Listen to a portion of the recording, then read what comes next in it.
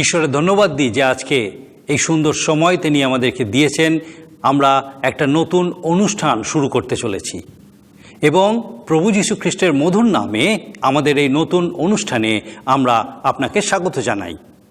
আমরা ঈশ্বরের সত্যের বিষয়ে একটা শিক্ষামূলক অনুষ্ঠান শুরু করতে চলেছি। ঈশ্বরের সত্য শিক্ষা করা, ঈশ্বরের সত্য শিক্ষা করা, অধ্যয়ন করা, উপলব্ধি করা, হৃদয়ঙ্গম করা এবং তা জীবনে কার্যকরী করা যদি জীবনের অন্যতম প্রধান আনন্দের প্রকাশ হয়, তাহলে অবশ্যই দ্বিতীয়টি হলো সেই কষ্টার্জিত সত্য অন্যের কাছে প্রকাশ করার সুযোগ এবং সক্ষমতা। ঈশ্বরের বাক্যের সত্যের অভিজ্ঞতা লাভ ও জীবনে তার কার্যকারী ব্যবহারের মধ্যে দিয়ে পবিত্র আত্মার স্বরূপান্তরকারী পরাক্রমের উপলব্ধি স্বতঃস্ফূর্তভাবে অন্যের কাছে তা প্রকাশ করার ইচ্ছা জাগায়। আর আপনাকে সেই মহান উচ্চতর পর্যায়ে নিয়ে যেতে চাই, যেখানে ইচ্ছা প্রবলভাবে আপনার মধ্যে প্রকাশিত হবে এবং আপনি মানব বুদ্ধির অতীত ঈশ্বরের শান্তি ও আনন্দে পরিপূর্ণ হবেন। আর সেই শান্তি ও আনন্দ আপনার মধ্যে দিয়ে আরও অনেকের কাছে পৌঁছে যাবে। আর এই লক্ষ্যেই আমরা আমাদের এই জীবনবাণী অনুষ্ঠান আপনার জন্য নিয়ে এসেছি। জীবনবাণী কোনো নাম নয়, আর 5টা সাধারণ অনুষ্ঠানের মতো একটা অনুষ্ঠান নয়, কিন্তু জীবনবাণী হলো স্বাধীন জীবনের ঠিকানা। হ্যাঁ, এখানেই আপনি স্বাধীনতার পূর্ণ আস্বাদ লাভ করতে পারবেন। খ্রিস্টেতে স্বাধীন জীবন।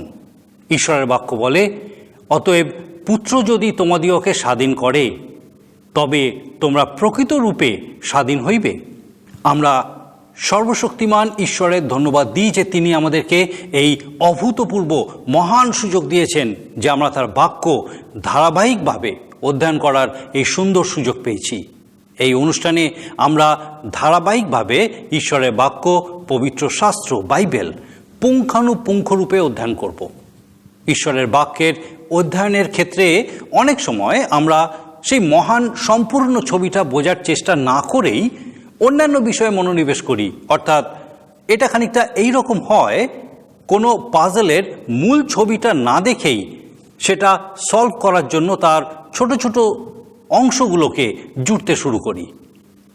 এই অনুষ্ঠানের মধ্যে দিয়ে আমরা আপনাকে ধারাবাহিকভাবে ঈশ্বরের বাক্য, পবিত্র শাস্ত্র, বাইবেলের প্রকৃত সত্যের সঙ্গে পরিচয় করাবো। পুঙ্খানুপুঙ্খরূপে ঈশ্বরের বাক্য অধ্যয়ন করব। বাইবেলের প্রত্যেকটা বইয়ের প্রত্যেকটা অধ্যায়ের অন্তর্নিহিত অর্থ, ঈশ্বর যা আপনাকে জানাতে চান সেই বিষয়ে আলোচনা করব, যেন আপনি প্রকৃতই ঈশ্বরের বাক্যের সঠিক জ্ঞান লাভ করেন এবং ঈশ্বরকে আরও গভীরভাবে জানতে পারেন, চিনতে পারেন। এই পৃথিবীতে আমরা প্রচুর কাহিনী শুনতে পাই।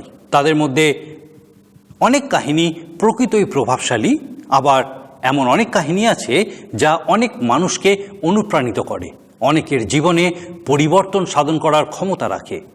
কিন্তু একটি কাহিনী যুগ পর্যায়ে যুগে যুগে চিরসত্য এবং অন্যদের থেকে সম্পূর্ণ পৃথক, আর সেই কাহিনী হলো প্রভু যীশু খ্রিস্টের জীবন কাহিনী। আজকে থেকে আমরা প্রভু যীশু খ্রিস্টের জীবন কাহিনী বিস্তারিত আলোচনা শুরু করতে চলেছি।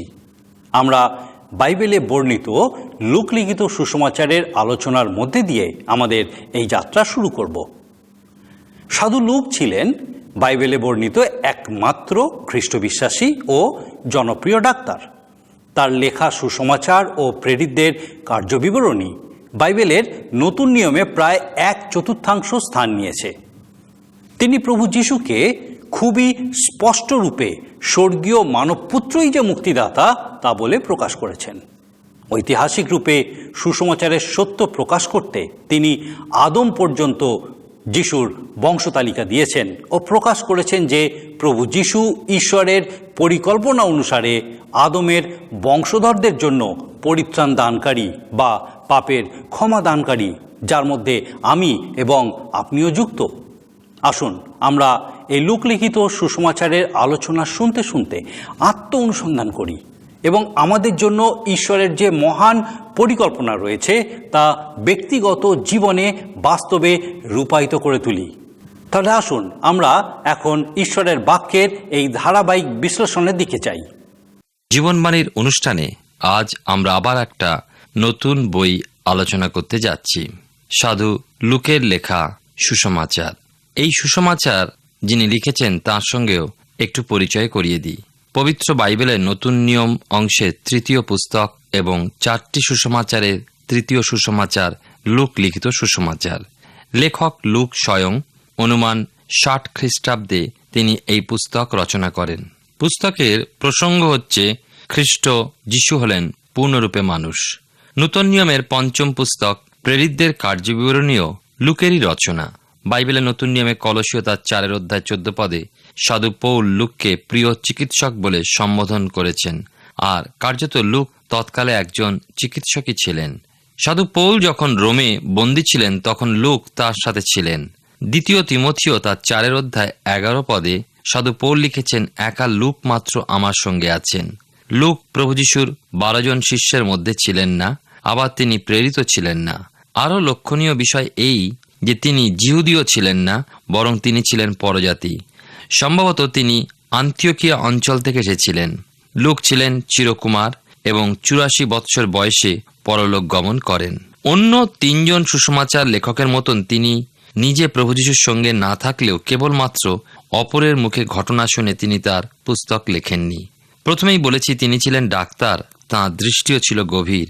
সকল বিষয় যত্নপূর্বক অনুসন্ধান করে সাক্ষ্য শুনে ও নিজে তদন্ত করে তবেই তিনি এই বই লেখেন। সুসমাচারটি তিনি মার্জিত গ্রিক ভাষায় লিখেছিলেন পরজাতীয়দের উদ্দেশ্যে। লুক লিখিত সুসমাচারে আর একটা বিষয় লক্ষণীয়, তার পুস্তকের প্রথম থেকে শেষ পর্যন্ত সকল বর্ণনা সঠিকভাবে দিয়েছেন। সাধু লুকের সুসমাচার লেখার প্রয়োজনীয়তা আমরা দেখি। 1 অধ্যায় 1 পদে তিনি বলেছেন, প্রথম অবধি যাহারা সচক্ষে দেখিয়াছেন এবং বাক্যের সেবা করিয়া আসিয়াছেন, তাহারা আমাদিওকে যেমন সমর্পণ করিয়াছেন, তদনুসারে অনেকেই আমাদের মধ্যে সম্পূর্ণরূপে গৃহীত বিষয়াবলীর বিবরণ লিপিবদ্ধ করিতে হস্তক্ষেপ করিয়াছেন। সাধু লুক তার সুসমাচার লেখা শুরু করেই লিখলেন প্রথম অবধি। একথায় তিনি বোঝাতে চেয়েছেন তিনি নিজে প্রভু যিশুর সঙ্গে ছিলেন না, কিন্তু এমন লোকদের কাছ থেকে তাঁর লেখার বিষয়বস্তু সংগ্রহ করেছেন যারা সচক্ষে প্রভু যিশুকে এবং তাঁর কাজ দেখেছেন। সাধু লুক শিষ্যদের কাছ থেকে সকল ঘটনা খুব মনোযোগ দিয়ে শুনেছেন। কেবল তাই নয়, সমস্ত বিষয়গুলো সবিশেষ অনুসন্ধান করে তবেই তাঁর বিবরণের মধ্যে লিপিবদ্ধ করেছেন। মথি, মার্ক এবং যোহন এই অপর 3 জন সুসমাচার লেখক প্রভু যীশু খ্রিস্টের প্রচার, বাণী, শিক্ষা এবং পরাক্রম কাজের বিষয় লিপিবদ্ধ করেছেন, কিন্তু তবুও অনেক বিষয় তাদের লেখার মধ্যে কিন্তু উল্লেখিত হয়নি। যোহন লিখিত সুসমাচারের 20 অধ্যায় 30 এবং 31 পদ দেখি, তবে দেখতে পাবো সেখানে লেখা হয়েছে, যিশু শিষ্যদের সাক্ষাতে আরও অনেক চিহ্নকার্য করিয়াছিলেন, যে সকল এই পুস্তকে লেখা হয় নাই, কিন্তু এই সকল লেখা হইয়াছে যেন তোমরা বিশ্বাস করো যে যিশুই খ্রিস্ট ঈশ্বরের পুত্র, আর বিশ্বাস করিয়া যেন তাহার নামে জীবন প্রাপ্ত হও। লুক শিষ্যদের কাছ থেকে এবং যারা প্রভুর সঙ্গে বিভিন্নভাবে জড়িত ছিলেন সেই সকলের কাছে তাঁর লেখার বিষয়বস্তু সংগ্রহ করেছেন। প্রতিটি বিষয় যাচাই করেছেন এবং বিশেষ বিশেষ বিষয়ের মধ্যে যেগুলো অন্য 3 সুসমাচারে বাদ পড়ে গেছে সেগুলো সুসমাচারে লিপিবদ্ধ করলেন। যিশুর বিষয়ে সাক্ষ্য জোর হবে এবং তিনি অর্থাৎ যিশু গৌরবান্বিত, মহিমান্বিত হবেন, সেগুলি লুক যত্ন সহকারে উপযুক্তভাবে উপযুক্ত স্থানে উল্লেখ করলেন। যিশুর আশ্চর্য কাজের বিষয় দেখতে গিয়ে দেখি মথি তাঁর সুসমাচারে 21টা ঘটনা উল্লেখ করেছেন। মার্ক তাঁর সুসমাচারে মোট 19টি ঘটনার উল্লেখ করেছেন। যোহন তাঁর সুসমাচার লেখায় 2টি মাত্র ঘটনা উল্লেখ করেছেন। লুক কিন্তু যিশুর আশ্চর্য কাজ বিষয় 22টি বিষয় উল্লেখ করেছেন এবং এর মধ্যে 7টি ঘটনা যা আমরা অন্য সুসমাচারগুলোতে পাই না। অবশ্য মথিও 3টে ঘটনা রেখেছেন যেগুলো অন্য সুসমাচারে পাই না। মার্কের 2টি ঘটনা দেখি যা অন্য সুসমাচারে নেই। যোহনের সুসমাচারে অবশ্য 8টি ঘটনা আছে যা অন্য সুসমাচারে পাই না। আবার যিশুর উপমা বা দৃষ্টান্ত কথা উল্লেখ করার বিষয়ে মথি 20টা উপমার উল্লেখ করেছেন, মার্ক করেছেন 9টা বিষয় উল্লেখ, সে জায়গায় লুক উল্লেখ করেছেন 28টা। এর মধ্যে মথি 10টা দৃষ্টান্ত কথার উল্লেখ করেছেন যেগুলো অন্যরা উল্লেখ করেননি। মার্ক উল্লেখ করেছেন 2টি ঘটনা, লুক 17টা দৃষ্টান্ত কথার উল্লেখ করেছেন যেগুলো অন্যরা উল্লেখ করেননি। লুক তার সুসমাচার লিখলেন বিশেষভাবে পরজাতীয়দের জন্য, এবং তিনি সর্বতভাবে চেষ্টা করলেন প্রভু যীশুর প্রেম, করুণা ও পরাক্রম বিষয় যেন পরজাতীয়দের কাছে বোধগম্য হয়। সন্দেহের অবকাশ না দিয়ে তিনি তার সুসংযত লেখার মাধ্যমে তাঁর লিখিত সুসমাচার সারা জগতের কাছে মূল্যবান ও আকর্ষণীয় সুসমাচার রূপে তুলে ধরলেন। লুক তাঁর সুসমাচারের সকল ঘটনাবলী যে সত্য এবং সর্বজ্ঞভাবে গ্রহণযোগ্য এই কথা জোরদার করার জন্য প্রথমেই বললেন, যাঁরা সচক্ষে দেখিয়াছেন। লুক এই কথা বলতে চাইছেন যে আমি প্রত্যক্ষদর্শীর সাক্ষ্য যা পেয়েছি সেই বিষয়ে লিখছি। নিজের চোখে না দেখলেও প্রত্যক্ষদর্শীর সাক্ষীর মুখে যা শুনেছি তাতে সকল বিষয় বিশ্বাসের সঙ্গে গ্রহণ করেছি। আমরা দেখি বিশেষ করে বাইবেলের নতুন নিয়মে নিজের চোখে না দেখলেও প্রত্যক্ষদর্শীর সাক্ষীর মুখে তিনি বলছেন, যা শুনেছি তাতে সকল বিষয় বিশ্বাসের সঙ্গে গ্রহণ করেছি। নতুন নিয়মের পঞ্চম পুস্তক প্রেরিতদের কার্যবিবরণী লেখার সময়ও আমরা দেখতে পাই লুক সাক্ষীদের বিষয় উল্লেখ করেছেন। প্রেরিত তার 1 পদে দেখি এখানে লেখা আছে, আপন দুঃখভোগের পরে তিনি অনেক প্রমাণ দ্বারা তাহাদের নিকটে অর্থাৎ শিষ্যদের নিকটে আপনাকে জীবিত দেখালেন, ফলত 40 দিন যাবৎ তাহাদিওকে দর্শন দিলেন এবং ঈশ্বরের রাজ্যের বিষয়ে নানা কথা বলিলেন। লুক যাদের মুখে সাক্ষ্য শুনেছিলেন আমরা তাদের মুখে সাক্ষ্য শুনি। প্রেরিত তার 10 পদে পিতর কর্নেলিয়াসের অর্থাৎ এক পরজাতির গৃহে সাক্ষ্য দিচ্ছেন, আর তিনি জিহুদীদের জনপদে ও জেরুজালেমে যাহা যাহা করিয়াছেন আমরা সেই সকলের সাক্ষী। আবার লোকে তাহাকে গাছে টাঙাইয়া বধ করিল। ইব্রিয়দের পত্রলেখক যিনি হন না কেন 2 পদে তিনি লিখেছেন, এমন মহৎ পরিত্রাণ অবহেলা করিলে আমরা কি প্রকারে রক্ষা পাইব? ইহা তো প্রথমে প্রভুর দ্বারা কথিত ও যাহারা শুনিয়াছিল তাহাদের দ্বারা আমাদের নিকটে দৃঢ়ীকৃত হইল। প্রথম পিতর তার 5 পদে এখানেও পিতর সাক্ষ্য দিতে গিয়ে লিখেছেন, তোমাদের মধ্যে যে প্রাচীন বর্গ আছেন তাহাদিওকে আমি সহপ্রাচীন খ্রিস্টের দুঃখভোগের সাক্ষী। লুক এইসব সাক্ষী যে সত্য সে কথা জানাবার জন্য বলেছেন, আমি যা শুনেছি এবং খোঁজ খবর নিয়ে যা জেনেছি সেই বিষয়ে লিখলাম। এই সুসমাচার কৌশল কল্পিত গল্প নয়। পিতরও যিনি প্রভু যীশুর শিষ্য ছিলেন তাঁর লেখা সত্য প্রমাণ করার জন্য লিখেছেন। পিতরের 2 পত্রে 1 পদে প্রভু যীশু খ্রিস্টের পরাক্রম ও আগমনের বিষয় যখন তোমাদিওকে জ্ঞাত করিয়াছিলাম তখন আমরা কৌশল কল্পিত গল্পের অনুগামী হই নাই, কিন্তু তাহার মহিমার চাক্ষুষ সাক্ষী হইয়াছিলাম। সাধু যোহন যিশুর আর একজন প্রিয় শিষ্য, যার সংস্পর্শে সাধু লুক এসেছিলেন, যার কাছে যিশুর কথা শুনেছিলেন, তিনি তার পত্রে লিখেছেন 1 যোহন তার 1 পদে, যাহা আদি হইতে ছিল, যাহা আমরা শুনিয়াছি, যাহা সচক্ষে দেখিয়াছি, যাহা নিরীক্ষণ করিয়াছি এবং স্বহস্তে স্পর্শ করিয়াছি, জীবনের সেই বাক্যের বিষয় লিখিতেছি। সাধু লুক এই সকল সাক্ষ্য শোনার পরেও ওই সকল বিষয় সবিশেষ অনুসন্ধান করেন এবং তিনি নিশ্চিত হয়ে তারপরে লেখেন। হয়তোবা তিনি যিশুর মা মরিয়মের সাথেও সাক্ষাৎ করেন। শোনা যায় লুক শিল্পী ছিলেন এবং স্পেনের কোনো এক ক্যাথিড্রালে মরিয়মের একটা ছবি আছে যেটা লুকের আঁকা। তবে এ বিষয়ে আমরা জোর দিয়ে কিছু বলবো না। লুক তার সুসমাচার এবং পরে প্রেরিতদের কার্যবিবরণী 2 পুস্তকই একজন বিশিষ্ট ব্যক্তির কাছে দিতে চেয়েছেন যিনি প্রভু যীশুর বিষয়ে আগ্রহী ছিলেন। লুক সুসমাচার আরম্ভেই সম্বোধন করলেন, হে মহা মহিম থিওফিল। থিওফিলকে কে ছিলেন? ইনি একজন রোমীয় রাজ কর্মচারী, অশ্বারোহী বাহিনীর একজন বড় কর্তা, প্রচারে মুগ্ধ হয়ে প্রভু যীশুকে পরিত্রাতারূপে গ্রহণ করেছিলেন। সেই হিসাবে প্রভু যীশুর বিষয়ে পুঙ্খানুপুঙ্খরূপে জানার জন্য তিনি ব্যাকুল ছিলেন। লুকও চিকিৎসক ছিলেন, সুতরাং ওই সম্ভ্রান্ত রাজ কর্মচারীর সঙ্গে নিশ্চয়ই তাঁর যথেষ্ট পরিচয় ছিল। লুকও তাঁর সুসমাচার এমন একজন পরজাতীয় ভক্তের হাতে তুলে দিতে চাইছিলেন যার প্রাণ প্রভু যীশুর বিষয় আরও জানবার জন্য ব্যাকুল ছিল।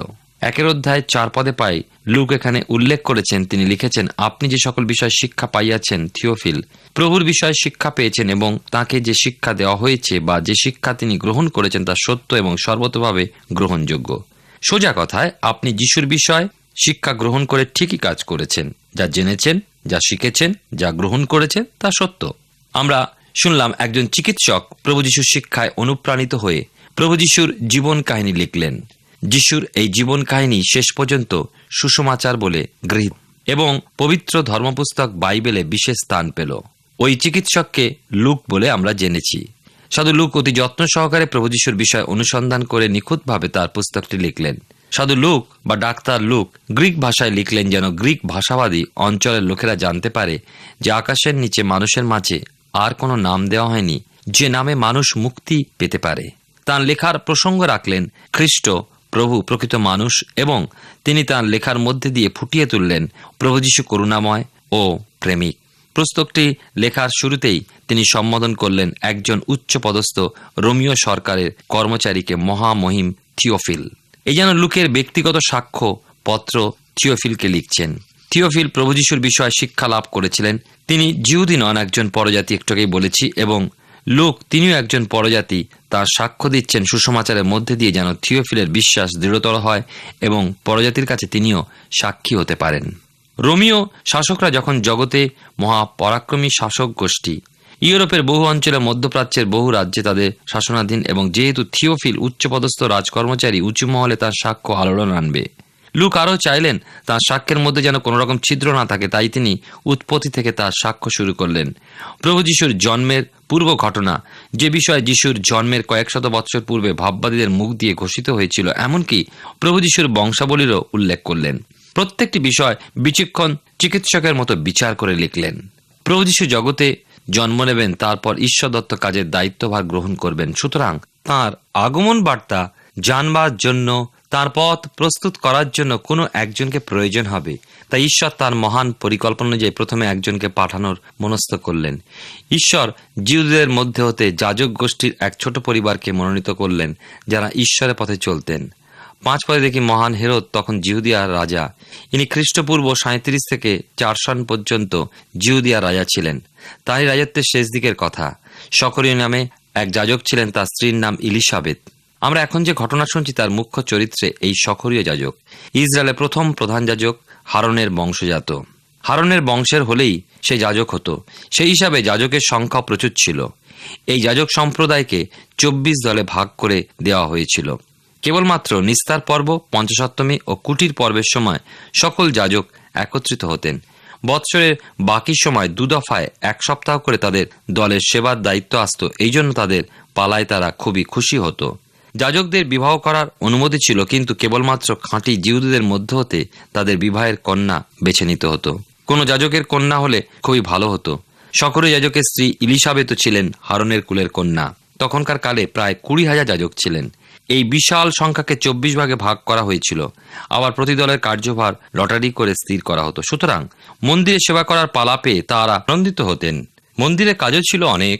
প্রতিদিন সকাল সন্ধ্যায় মেষ বলি, তার সাথে ভোগ্য পেয় নৈবেদ্য উৎসর্গ, দীপ জ্বালানো, ধূপ জ্বালানো ইত্যাদি। এমন অনেক যাজক ছিলেন যাদের জীবনে হয়তো কোনোদিন ধূপ জ্বালাবার পালাও আসেনি, কিন্তু সকরীয় যাজক যার কথা আমরা শুনছি সেদিন তার ধূপদানের পালা। সুতরাং বড় খুশি তিনি। সকরীয়ের জীবনে মস্ত এক দুঃখ ছিল। স্বামী স্ত্রী দুজনেরই অনেক বয়স হয়ে গিয়েছিল, কিন্তু সন্তান ছিল না। 6-7 পদে পাই, জিহুদি গুরুরা বলতেন যে ঈশ্বরের আশীর্বাদচ্যুত তারাই, যেসব জিহুদের স্ত্রী নেই, অবিবাহিত এবং যাদের সন্তান নেই তারা। সকরীয় কিন্তু ঈশ্বরকে ছাড়েননি। তারা স্বামী স্ত্রী অবিরত প্রার্থনা করতেন। তাদের দুজনের অন্তরে ঈশ্বর ভয় ছিল, দুজনের মনে দৃঢ় বিশ্বাস ছিল। যাজকদের কার্য থেকে অবসর দেওয়া হতো না যতদিন তারা সক্ষম থাকতেন ঈশ্বর সেবা করতেন। লুক তার পুস্তকে সকরীয়ের পালা কখন ছিল, সকালে বা সন্ধ্যায়, একথার উল্লেখ করেননি। কেবল এই কথা বলেছেন তাহাকে প্রভুর মন্দিরে প্রবেশ করিয়া ধূপ জ্বালাইতে হইল। 10 পদে দেখি যাজক যখন পবিত্র স্থানে প্রবেশ করে ধূপ জ্বালাতেন, উপাসক মণ্ডলী বাইরে প্রার্থনা রত থাকতেন। এরপর যাজক ধূপ চালিয়ে বাইরে আসতেন এবং বেদী ও উপাসক মণ্ডলীর মাঝে দাঁড়িয়ে উপাসক মণ্ডলীকে আশীর্বাদ দান করতেন। সেদিনও সেই ভাব। সকরীয় যখন ধূপ জ্বালাতে ভিতরে প্রবেশ করলেন, উপাসক মণ্ডলী বাইরে অপেক্ষা করছেন, কিন্তু সকরীয় বাইরে আসার বেশ বিলম্ব হতে লাগলো, কারণ সকরীয়ের জীবনে এক অভূতপূর্ব ঘটনা ঘটে গেল। সকরীয় পূর্ব দিকে অর্থাৎ বেদির দিকে মুখ করে ধূপ জ্বালালেন। এমন সময় তিনি দেখলেন তার দক্ষিণ পাশে অর্থাৎ দক্ষিণ দিকে এক স্বর্গদূত দাঁড়িয়ে আছেন। যতই শক্তিমান বা সাহসী পুরুষ হোক না কেন, অস্বাভাবিকভাবে কোনো মানুষের দর্শন পেলে বা কেউ যদি পাশে এসে দাঁড়ায়, মূর্ছা না যাক, ভয় চমকে উঠবে। সকরীয় ক্ষেত্রেও ঠিক তাই হলো। আর আমরা দেখি স্বর্গদূতকে দেখে মানুষ যখন চমকে ওঠে, স্বর্গদূত সেই মানুষকে স্বাভাবিক অবস্থায় ফিরিয়ে আনার জন্য অভয় দান করেন। 13 পদে দেখি স্বর্গদূত সকরীয়কে বলেন, সকরীয় ভয় করিও না, কেননা তোমার বিনতি গ্রাহ্য হইয়াছে। কেমন অদ্ভুত ব্যাপার, তাই নয় কি? সকরীয় যাজক ধূপ জ্বালাবার সময় সমস্ত ইসরায়েল জাতির জন্য ও যে উপাসক মণ্ডলী বাইরে প্রার্থনারত ছিল তাদের সকলের জন্য প্রার্থনা করছিলেন। স্বর্গদূত সকরীয়কে বললেন, তোমার বিনতি গ্রাহ্য হয়েছে। সুতরাং সকরীয় আর বেশি কিছু আশা করতে পারেন কি? কিন্তু সকরীয়কে আরও বিমূঢ় করে দিল যখন দূত বললেন, তোমার স্ত্রী ইলিসাবেত তোমার জন্য পুত্র প্রসব করিবেন। এ তো আশার অতিরিক্ত অনুগ্রহ। যৌবনকাল থেকে এই বৃদ্ধ বয়স পর্যন্ত এই একটি বিষয় কেবল তারা প্রার্থনা করেছেন, অপেক্ষা করেছেন, এবং এই বৃদ্ধ বয়সে বন্ধা স্ত্রীর গর্ভ উন্মোচন করবেন। আনন্দ ও বিস্ময় বিমুগ্ধ সকরিও তাঁর কানকে বোধহয় বিশ্বাস করতে পারলেন না। কেন দূত এখানেই শেষ করলেন না, তিনি আরও বললেন, তুমি তাহার নাম যোহন রাখিবে। যোহন অর্থে ঈশ্বরের অনুগ্রহ। কেমন আশ্চর্য, তাই নয় কি? পুত্র সন্তান জন্মাবে এবং তার নাম করণ হয়ে গেল, সেও স্বর্গ থেকে। 15 পদ থেকে 17 পদে পাই, স্বর্গদূত সকরিয়াকে আরও বললেন যে তাহার জন্মে অনেকের আনন্দ হবে, কেননা সেই পুত্র প্রভুর সম্মুখে মহান হবেন, মাতার গর্ভ থেকেই পবিত্র আত্মায় পরিপূর্ণ হবেন। স্বর্গদূত ওই পুত্রের জন্য নাসরীয়দের ব্যবস্থা, যা আমরা পাই গণনা পুস্তক তার 6 অধ্যায়, সেই ব্যবস্থা দিলেন, এবং মালাখি তার 4 অধ্যায় 4 এবং 6 পদ স্মরণ করিয়ে দিলেন। 18 পদে দেখি সকরিও ঈশ্বরের আশীর্বাদের জন্য অপেক্ষা করতে করতে ক্লান্ত হয়ে পড়েছিলেন। একটু নিরাশা এলেও একেবারে হতাশ হয়ে পড়েননি। স্বর্গদূতের মুখে আনন্দ সংবাদ শুনে অন্তর অবর্ণনীয় আনন্দে ভরে উঠলেও তিনি দূতকে বললেন, আমি বৃদ্ধ হয়েছি, আমার স্ত্রীরও অনেক বয়স হয়েছে। এখন এই যে কথাগুলো বললেন, এর জন্য কিছু চিহ্ন দিন, যাতে মনে আরও বল পাই, বিশ্বাসে দৃঢ় হতে পারি। আমরা দেখি বাইবেলের পুরাতন নিয়মে আদিপুস্তক তার 21 অধ্যায় 5 পদে অব্রাহামের বয়স যখন 100 বৎসর, তখন তাঁর স্ত্রী সারার পুত্র সন্তান জন্মেছিল। ঈশ্বর যখন অব্রাহামকে জানিয়েছিলেন যে তার পুত্র সন্তান জন্মাবে, আদিপুস্তক তার 17 অধ্যায় 17 পদে আমরা তা পাই। আমরা দেখি অব্রাহাম হেসেছিলেন। 100 বৎসর বয়সে বৃদ্ধ ও 90 বৎসর বয়সের বৃদ্ধ স্ত্রী সন্তান লাভ করবে। অব্রাহামের স্ত্রী সারাও হেসেছিলেন। সকরীয় যাজকেরও ওই একই অবস্থা হয়েছিল, তবে সকরীয় তখনও 100 বর্ষে হননি, তবুও ঠিক যেন বিশ্বাস হচ্ছিল না। তাই তিনি চিহ্ন চাইলেন, কি সে ইহা জানিব। লূক লিখিত সুসমাচারে 1 অধ্যায় 19 পদে পাই, দূত তাঁর পরিচয় দিলেন। তিনি বললেন, আমি গাব্রিয়েল, ঈশ্বরের সম্মুখে দাঁড়াইয়া থাকি, তোমার সহিত কথা কইবার ও তোমাকে এই সকল বিষয় সুসমাচার দিবার জন্য প্রেরিত হইয়াছি। গাব্রিয়েল কথার অর্থ হল ঈশ্বরের লোক। 1 অধ্যায় 20 থেকে 25 পদে পাই, সকরীয় চিহ্ন চাইলে পর গাব্রিয়েল অদ্ভুত চিহ্ন দিলেন।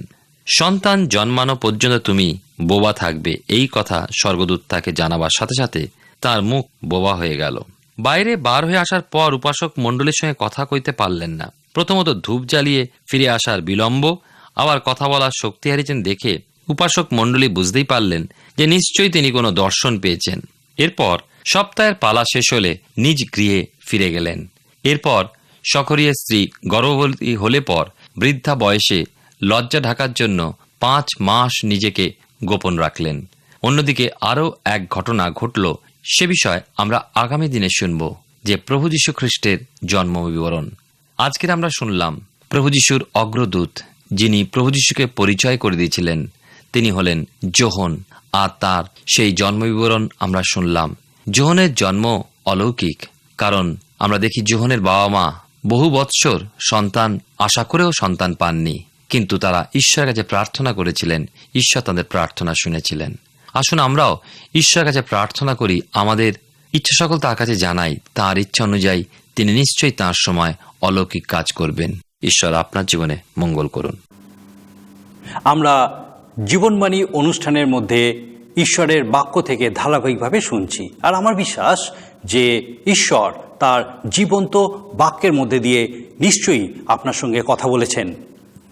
400 বছর নীরবতার পর ঈশ্বর নীরবতা ভঙ্গ করলেন এবং মানুষের সঙ্গে কথোপকথন শুরু করলেন। কিন্তু যার সঙ্গে তিনি কথা বলা শুরু করলেন, সে তার কথা বিশ্বাস করল না এবং বোবা হয়ে গেল। আজকে আমরা প্রভু যীশুর পরিচায়ক রূপে যোহনের বিষয় শুনলাম, অলৌকিকভাবে তার জন্মের বিষয় শিখলাম। হ্যাঁ, যোহনের বাবাই ছিলেন সেই সকরীয়, যিনি বোবা হয়ে গেছিলেন। ঈশ্বরের কাছে চিহ্ন চেয়েছিলেন যে সত্যি ঈশ্বর তার সঙ্গে কথা বলছেন, কি অদ্ভুত বিষয়, আর ঈশ্বর তাকে চিহ্নস্বরূপ বোবা করলেন। ঈশ্বর আমাদের প্রার্থনা শ্রবণকারী ও উত্তরদানকারী ঈশ্বর। আমরা যদি প্রকৃত সরল অন্তঃকরণে তার কাছে আমাদের বাসনা সকল জানাই, তিনি অবশ্যই তা শোনেন এবং তার সময় উত্তর দান করেন। আমাদের পরবর্তী অনুষ্ঠানে নিশ্চয়ই আবার আপনার সঙ্গে দেখা হবে। আমি বিশ্বাস করি যে আপনি আমাদের সঙ্গে থাকবেন।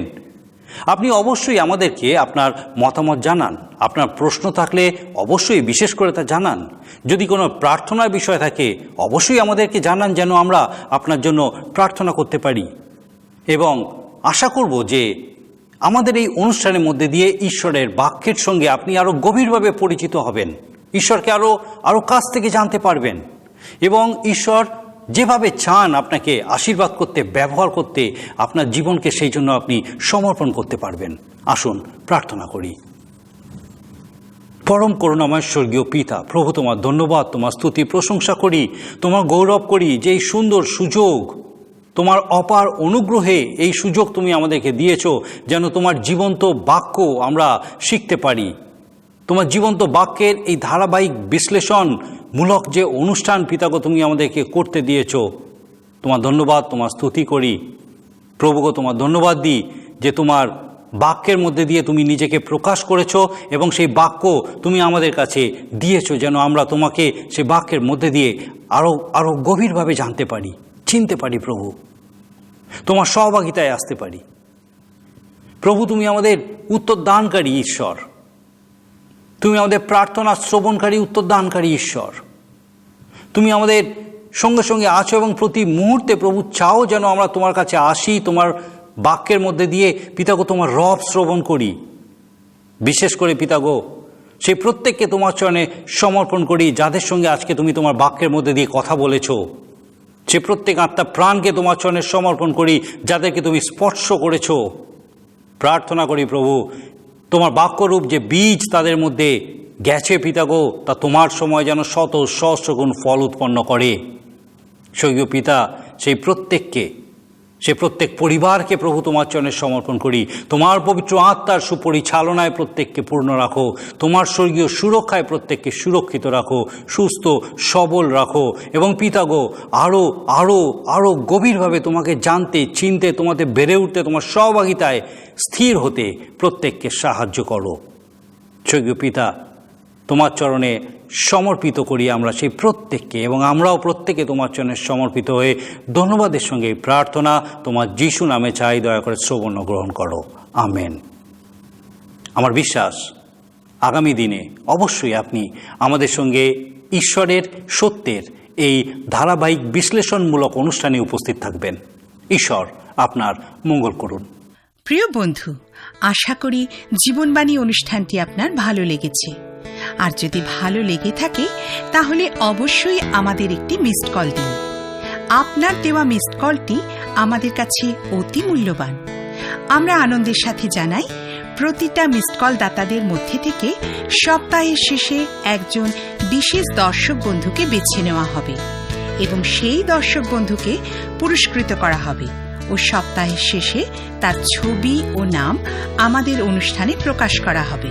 মিসড কল দেওয়ার নম্বরটি হল 044490812990। আপনি প্রার্থনা ও আরও অধিক জানতে আগ্রহী হলে আমাদের সঙ্গে অবশ্যই ফোনের মাধ্যমে যোগাযোগ করতে পারেন।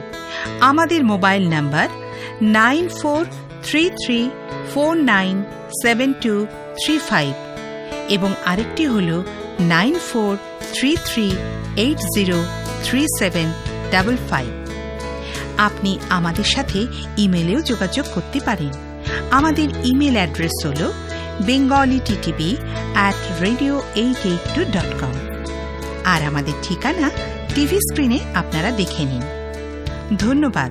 ভালো থাকুন, সুস্থ থাকুন।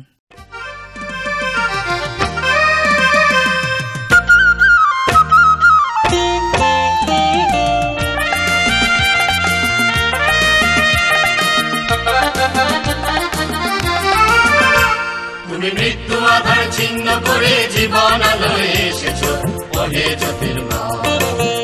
তোমার পরশ দিল জীবন অক্ষয়। তুমি মৃত্যু আধার ছিন্ন করে জীবন আলোয় এসেছো, ওহে জ্যোতির্ময়। তোমার পরশ দিল জীবন অক্ষয়।